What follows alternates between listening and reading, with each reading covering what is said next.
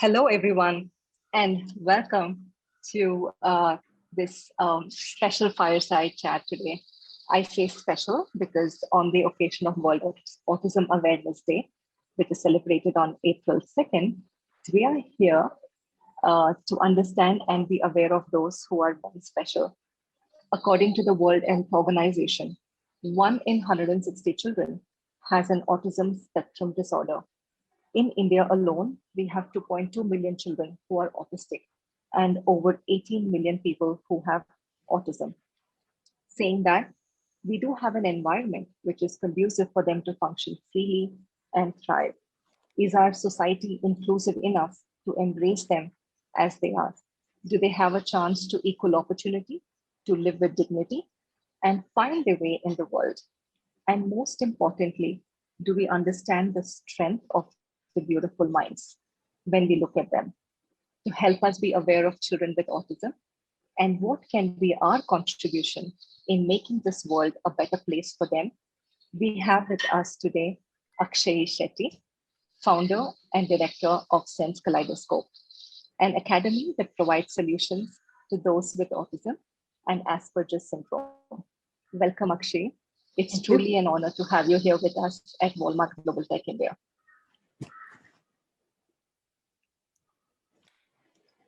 I am just taking a minute to share my screen.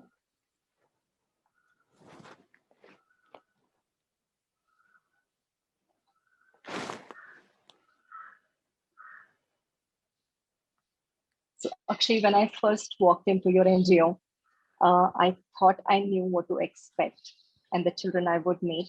But what really took me by surprise is the incredible display of creativity. And I just want to take a minute to um, show it in the screen. This is a picture that I had actually taken in the center. And really beautiful, beautiful, beautiful work by your Thank you. team. Thank you. Yeah, and I know that you will cover this more. So with that, I'm just going to hand it over to you. Go ahead and share your experience and the reason why the NGO was started. Super. Thank you very much, Sunita. Thanks a lot. I will go ahead and share my screen. Please do let me know if you're able to see and that it loads up so then I can begin. Yes, we can see it. You're able to see the screen? Yes.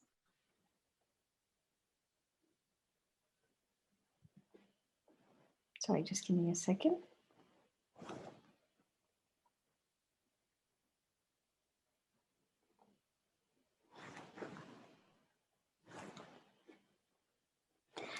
Okay, so hello everybody.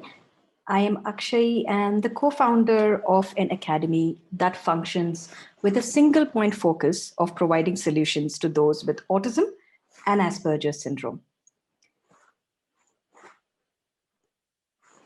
So let us begin with understanding what is autism and what is meant by the words on the spectrum. Autism is a lifelong neurodevelopmental disorder which affects all the senses. What this means is that it affects the way one sees, smells, hears, tastes, and also how one feels when one is touched, whether by a person or by the environment itself. It affects how people communicate and interact with the world. Now, autism struggles with sensory processing difficulties, which means that their five senses do not function like ours. They're either hyper or hyposensitive. To understand autism better, it might be useful for all of you to visualize a densely populated circuit board, which is how our brains are wired. Now, imagine a differently wired circuit board, which is always firing a whole load of signals.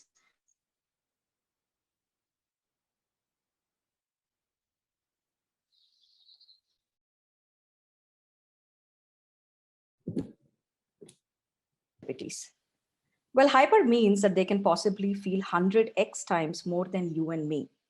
And hypo means that they could be having an out-of-body experience. I do believe that for a child who has just come into this world and who relies on experiencing thirst, hunger, love, and danger through this body, this would be an appalling experience. Added on to this is the fact that the kids live in cities, which are loud, chaotic, frantic environments. So the question, why have cityscapes become challenging for the autistic mind? Well, we need to understand that this mind does not want the chaos. It seeks organization, predictability, and calm spaces that can soothe the senses. Let's just imagine the things that happen in the city. For starters, someone or something keeps making loud sounds. And for the autistic mind, these sounds translate as loud, ear shattering sounds causing immense fears. Bright lights flashed everywhere. Now they translate as fiery sparks that are blinding them. Touch has no boundaries, which translates as somebody burning their skins literally by touching them, or for others as though it never was there. Would you not be anxious? Well, people with autism struggle with extreme anxiety, which leads to meltdowns and shutdowns. Also, autism is noted for having very highly focused interests and hobbies. And the reason it is called the spectrum disorder is because it affects people in different ways. If you know one child with autism, trust me, you know one child with autism. The definition of autism has changed over the decades, and it could change in future years as we understand more. Now, let us see what we are doing to autism in India. Autism is a murky word in India. When I say autism, it paints the picture of a person who is low functioning, has many behaviors, is a person who needs lifelong assistance and cannot be integrated in many environments. The amount of social stigma generated with this word is immense and worrying. It is the reason why parents hide their children for as long as possible from the world and are constantly trying to get their children to fit into normal schools. This autistic child cannot function in a classroom of 30, 20, or even 10 children. This is a neurodiverse brain. It has its own strengths and weaknesses. And what we are doing is ignoring their strengths and highlighting their weaknesses by putting them in environments that do not suit their needs. This was the exact reason why me and my co founder, Anima, decided to start an autism specific school. Now, what you see on the screen is the question we have been trying to answer. And yes, we have come a long way since we started 8 years ago. This question does not really have clear statistics, which only tells us that it is a very complex and challenging problem in India. Research has established that young adults with autism across the world have lower employment rates and higher rates of complete social isolation than people with other disabilities. So, when we started, we already knew that we had taken on a huge challenge. We could see that despite the 18 million people with autism in India, awareness was very, very low. And that could mainly be because culturally, we do not like to talk about disability, disorders, disruptions, or death. We've always strayed far from grief, and anything that is uncomfortable is either replaced with a stigma, false hopes, or even ignorance. When we function like that, then we are not really seeking anything. Forget trying to dedicate efforts to design solutions to create an inclusive lifestyle. So, obviously, there were and still are gaps in the social and cultural frameworks. In services areas like education, mental health services, employment opportunities, lifetime care services, etc. The fact that professionals do not collaborate or extend the courtesy of embracing and engaging pulls the parent community down. And the stigmatization of the parent community further disables them from forming strong community models and working to better policies, which could pave the way for a better life for their children with autism. Now, I would like to present some narratives of my students that would hopefully unravel the process of an individual with autism and what he goes through with in India. And simultaneously, I'll be touching on what we do at SK to create change and empower these individuals. I will begin with Ayush Bambani. Before I start, I would like to introduce Ayush to you with a short video.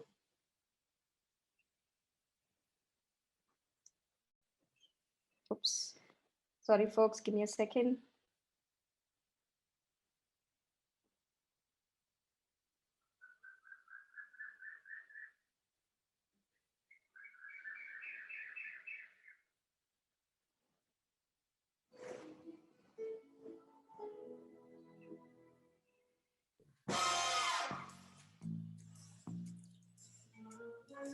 The video is not visible. Only we are able to hear you. Video is not visible. Yes. Sorry, just give me a second again. My Zoom sharing is giving me trouble. Just give me a second. Please let me know if you're able to see it now. Yes. Okay, great. I just need to share the sound. Please bear with me. Again, it is stopped. Yeah, now we are able to. Are you able to hear it now? Yes, it's perfect. Thank you.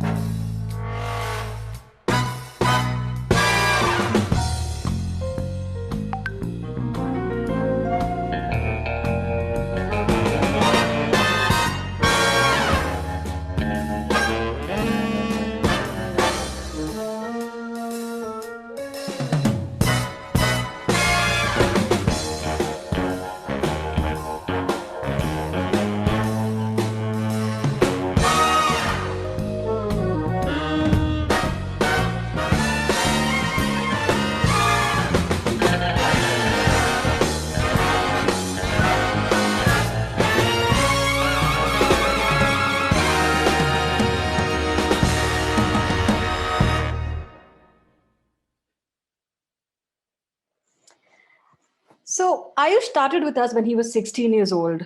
According to his reports, he struggled to write with a pencil. He was sitting in class 10, but his cognition was really sitting at the level of a first grader. He communicated with very few words and he had many aggressive behaviors. He would get upset if his routines were even slightly tweaked. He could not manage if his pickup turned up 3 minutes late. He would scream or slap people if he was not wanting to wait or work. Ayush is someone who will walk into a pool with no clothes because he forgot to bring his swimming trunks. He would not care about any other social rules, and neither does he get them. Now, Ayush is also somebody who loves to be touched and hugged, and he likes to be stimulated visually, auditorily, and through tactile mechanisms. I have always reached out to him when he's upset because this is the quickest way to calm him down. And many worry about me, who is a 5-footer person going near a largish 6-footer Hulk who is getting in the red zone. Not many know that the way to diffuse that situation is to simply talk calmly and touch him. Ayush would spend hours in sensory play, and those were the times he was the most relaxed. Ayush has repetitive behaviors. He also showcases the classic autism signs like mind blindness, which means that he cannot understand or analyze what the other human is feeling. He has no expressive communication, which means he cannot explain what he is feeling and why. He speaks very few words like want chicken, no, yes, okay, go home. He also has echolalia, which means that he simply copies what he hears. It may not make much sense to him as those words do not really translate into meaning for him.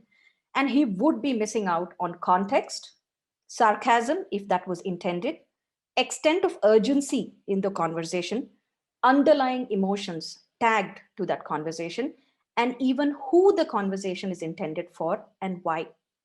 What we need to understand is that teaching a child to be literate is not the same as enabling expressive communication or building cognition about circumstances and perceptions. This is the key feature I think all educational systems are failing autism with in India. I came across so many Ayushas, and it is simply scary that each one of them is struggling even more than the other.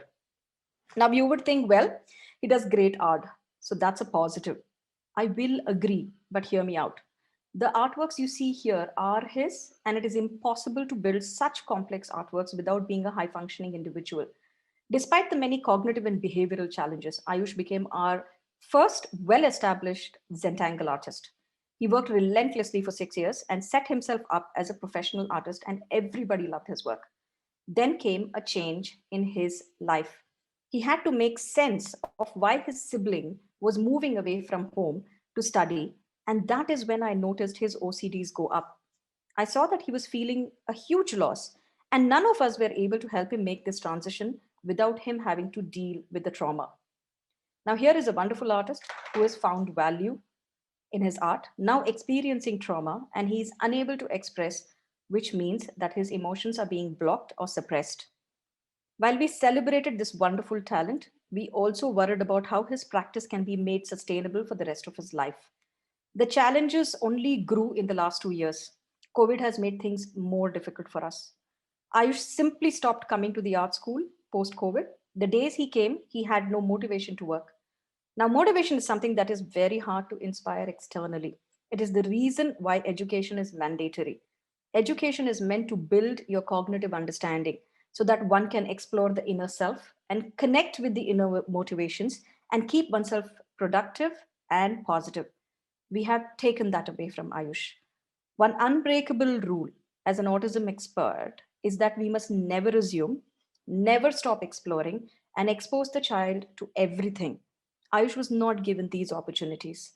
I see a beautiful mind wasted.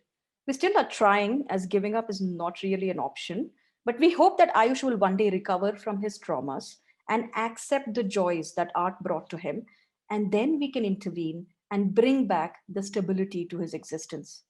Nevertheless, it is also time that we as a system learned from our mistakes and started to enable as opposed to disable. Now we move to the second student named Rohit. Here is a story that will hopefully help us understand the possibilities if we did things right. I must warn you, the story is still in the making and we are not really there yet.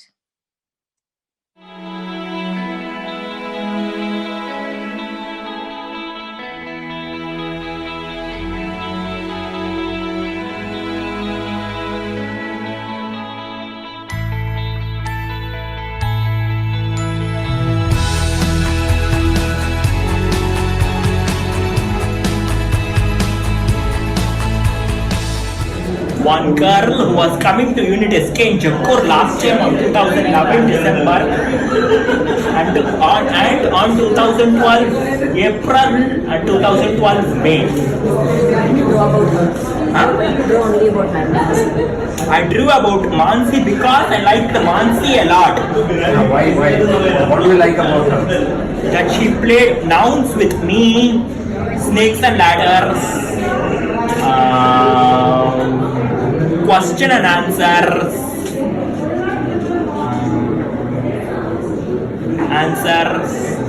She played on 2015, November 2nd, when it was Akshayee Shetty's birthday. In my old school in Sense Kaleidoscopes in Bangalore, I broke the mirror because Akshayee Shetty, my best friend, was crying very badly. That's why in this campus I'm very angry. And he was shouting at you. No, he was crying. Right. So that sound irritated you. Yes, it irritates me. Then you broke a mirror. Yes. And then what did the teacher tell you? The teacher suspended me home. Wow. Yeah? Yes. You wanted to show that. Yes. This last one. Just Last. children, your voices. Yes. What are the voices?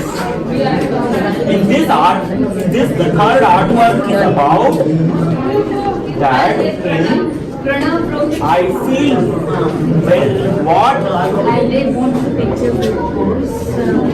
this I feel very angry if somebody scolds me because I do not like it if somebody scolds me, and these are the things that what all make me scared also. Who scored?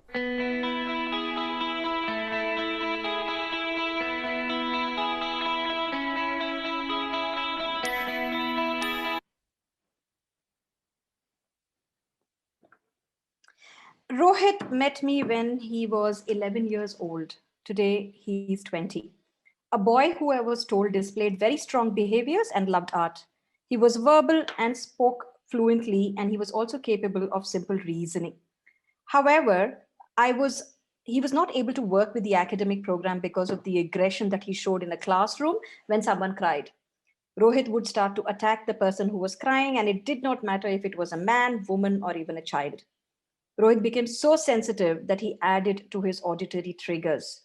People crying, pressure cookers going off, boys screaming, especially the ones that had bullied him, and also loud authoritative reprimands. Rohit has gone through a tough life journey. From being a child who had easy access to things, he's now struggling with his day to day existence. Of course, he has learned to accommodate and evolve, and I do believe that pain is a great teacher, and Rohit has learned from his pain a great deal. So let's explore his triggers, which led to his behaviors, and how all these connected to him not getting an education. When he was young and walking in his apartment seeking friends, a neurotypical child spoke to him about how the apartment had turned into the chocolate world from Rohit's favorite Chota Beam series. Rohit bit a car, ate mud, thinking that they were made of chocolate, and drank from the pool, thinking it was blueberry juice. And of course, also got reprimanded by the security and other folk living in the apartment, while the boy who played the prank laughed at it all. Rohit did it as his literal mind did not allow him the possibility of someone betraying his trust in such a manner. Rohit was also made to take off his pants once by kids younger than him, and all this because he was pursuing them as he desired to make friends. Many such episodes obviously made him a misfit, and he started to question why he was being treated like that. There would be many evenings where he would spend hours screaming when the boys played down in the basement while he was locked inside a room. Many schools refused to help him. Hence, at the age of 10, he was functioning more like a 7-year-old child.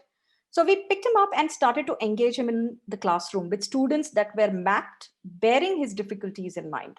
He was put through a rigorous academic program designed at SK, which uses advanced tech mechanisms. And also, we worked extensively on a behavior management program with a behavior modifier.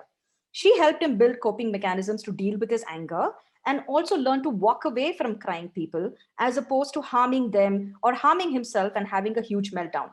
It did not happen in 1 month or 1 year, but we kept at it. And it took 4 years. Eventually, we did manage to break the cycle.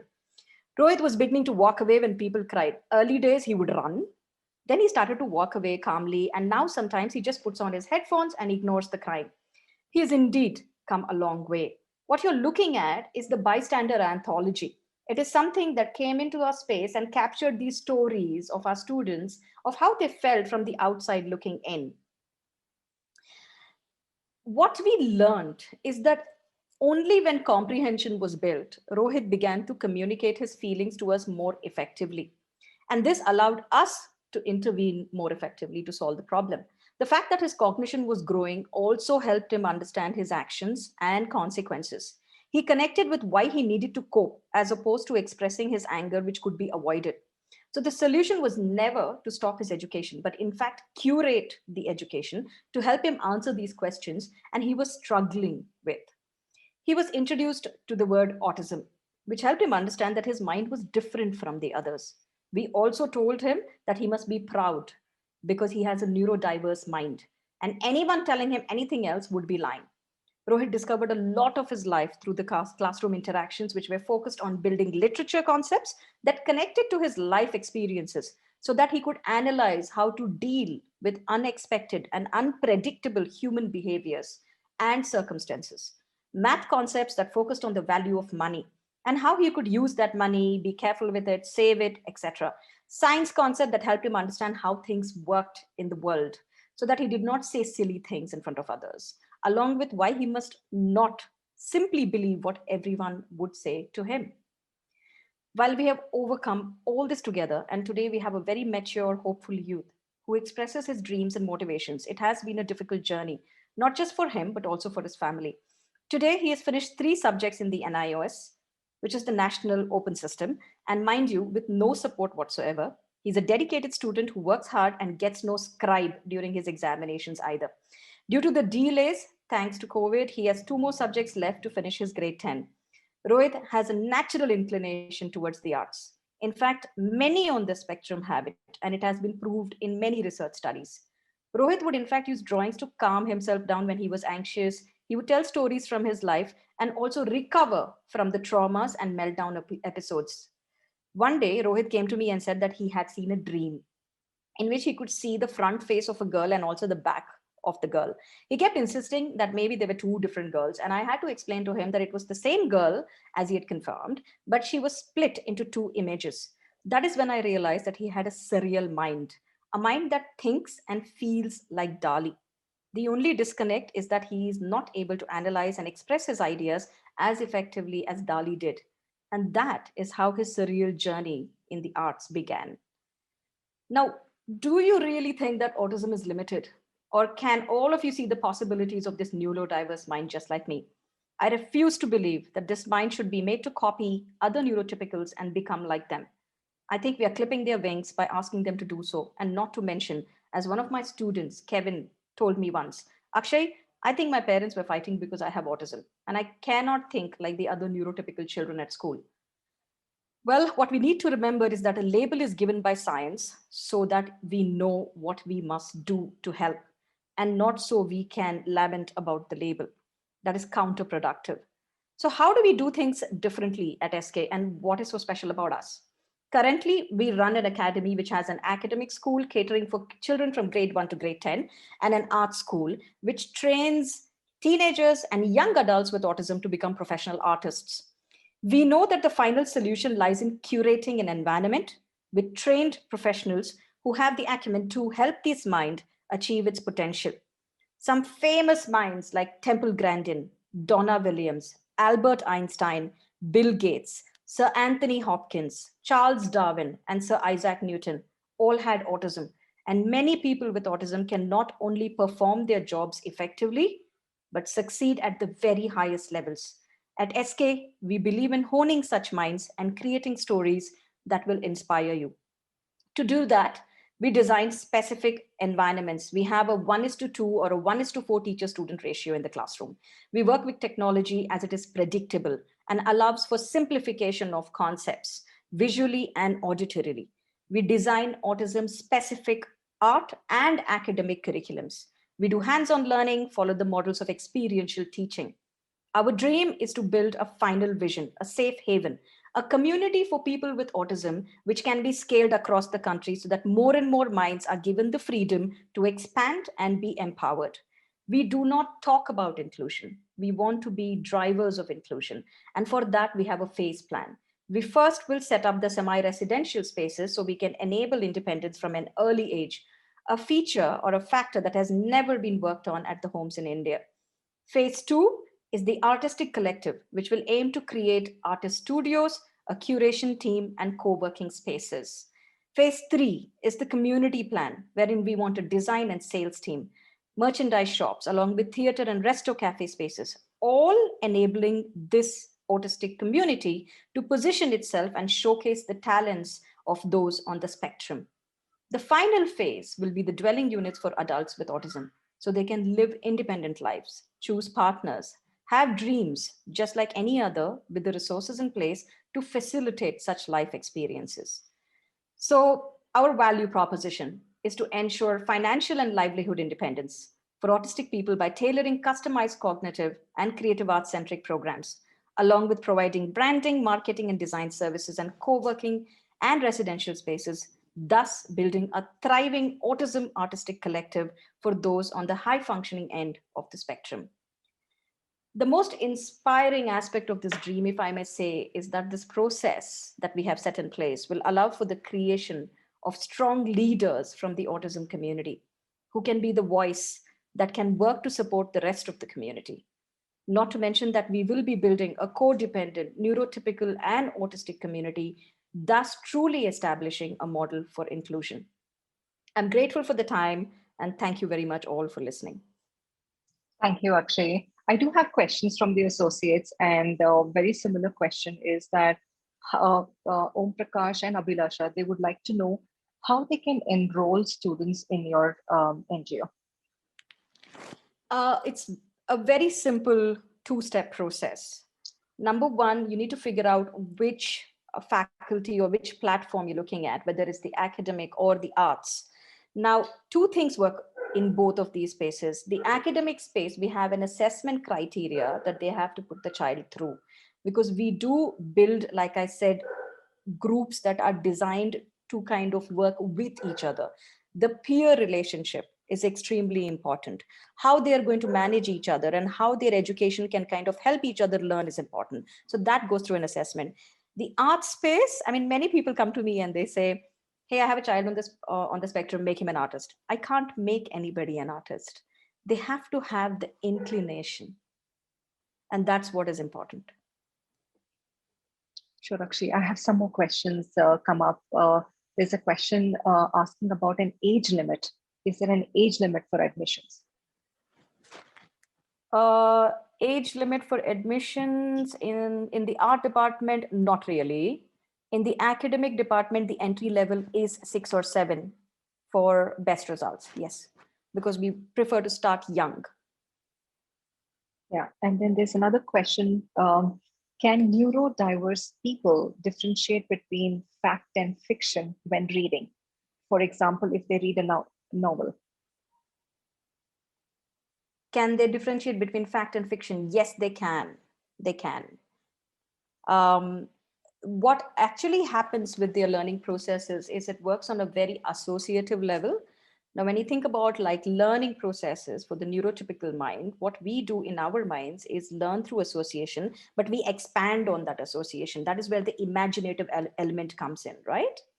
But with people on the spectrum, they've learned primarily with association, and hence the generalization becomes more complex for them because that's what they're not able to do, which is why in my talk, I said that the exposure is very key. The maximum possibilities that you can expose them to, the better that they also will be able to function in the same way. Actually, I know we are on top of the hour, but I have some really nice questions here. Sure. There's a Benita's daughter is asking you a question. How do I understand someone with autism and how do I help them or be kind to them? I think understanding is the next step. The first step is to accept without judging.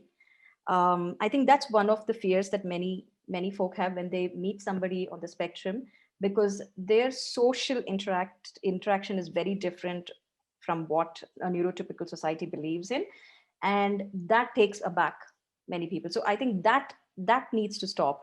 For us to have these rigid ideas of socialization and to say that this is the only way to socialize, I mean, there could be a very good possibility you walk into a space and somebody with autism comes and sits on your lap. I know it's not something that you would enjoy or you would be happy to happen with you, but all you have to do is please don't sit on my lap. I don't want you to sit on my lap. Here's a chair. Can you sit on the chair? So I think trying to find different ways of socializing, accepting the eccentric, the oddities, becomes a way of taking care of autism and also understanding autism. Sure. Thanks, Akshayee. Do you take volunteers? Yes, we do. Yeah. So Kashmira, I'm just going to give you Akshayee's email ID so you can just write to her and then we'll figure out how you can volunteer over there.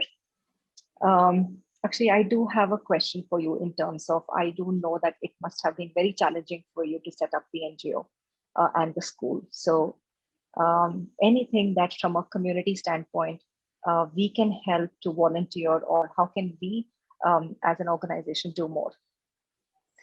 I think one thing that I always tell when people say they want to volunteer, you did hear the story of where Rohit was seeking friendships. He was seeking social connections. A lot of the kids in the space seek that, and the social isolation being so high for them. And they also, as they get older, start to realize that they are not accepted as much. So one of the first things I do with volunteers is please come in and start spending time with the kids. It's okay to just sit and sing a song with them. It's okay to just sit down and talk to them to see if you can create more buddy relationships. Somebody that I can reach out to. I mean, we do that very naturally. We all have friends when we are feeling down and low and we can pick up the phone and talk to somebody. That's not how it works for these kids. And they really need that support. And sometimes it's a lot for this really small community of teachers and parents to take on, because we are 24/7 in the midst of 30 kids trying to call us frantically and talk about all the problems that they're having. And there's a repetitive value to it because they think that they have to, that we are not getting it. And so they tell us the same problem 50 times. And they're also, one interesting thing that this mind does is it seeks for answers, and it says like, okay, I have 50 people here. Out of these 50, 49 have to say yes. And then I'm going to listen. If even 45 say yes and the other 5 say no, I'll probably try the no. So as a community, I always want people to come interface with them, spend some more time, get to connect with the children. That's number one. Number two, kids are not very used to different kinds of people coming and spending 2 hours, 3 hours teaching time, doing socialization activities, doing life skills. There's such a lot of work that we actually could use help in. So really depending on each and every individual person's interest, something that motivates them, we will be able to kind of match it in the space.